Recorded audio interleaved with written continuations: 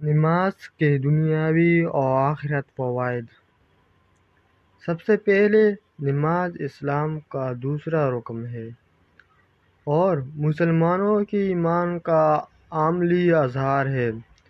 اللہ تعالیٰ نے قرآن مجید میں بار بار نماز قائم کرنے کا حکم دیا اور حضور نے نماز کو دین کا ستون قرار دیا۔ نماز صرف ایک عبادت نہیں بلکہ روح کی پاکیزگی، دل کا سکون اور دنیاوی و آخرت کی کامیابی کا ذریعہ ہے۔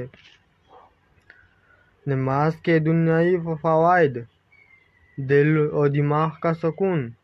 نماز انسان کے دل کو سکون، اطمینان اور راحت عطا کرتی ہے۔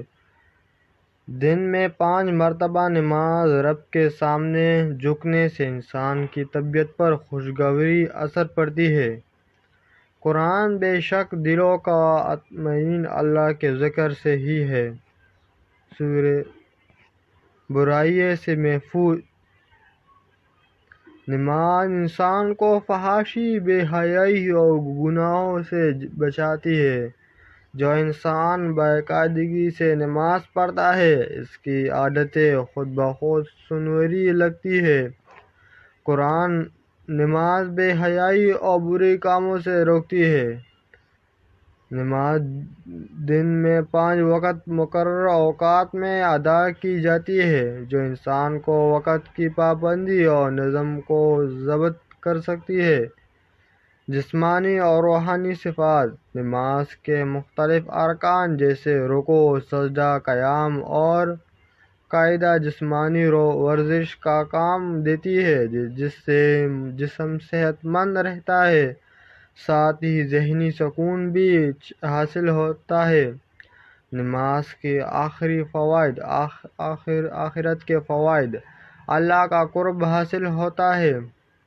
نماز اللہ سے ملاقات کا ذریعہ ہے۔ سجدے میں بندہ اپنے رب کے سب سے زیادہ قریب ہوتا ہے۔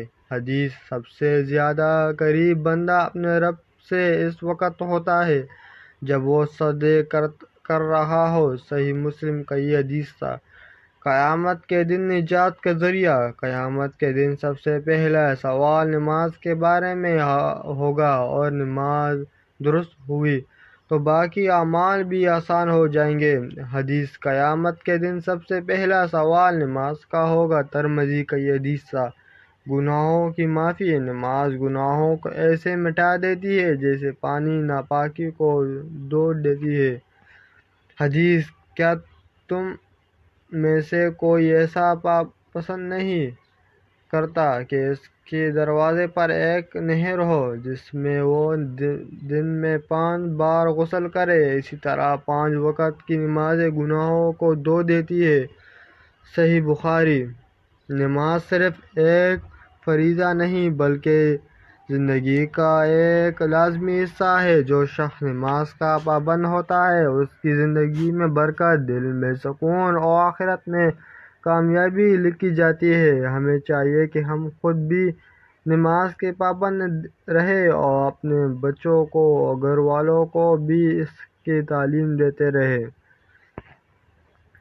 اب ادھر ایک بات بھی صحیح ہے، جو شخص نماز کا پابند ہوتا ہے اس کی زندگی میں برکت۔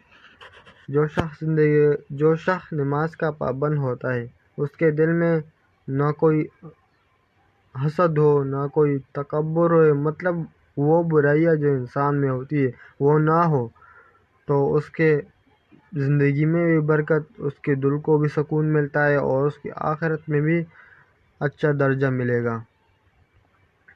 اور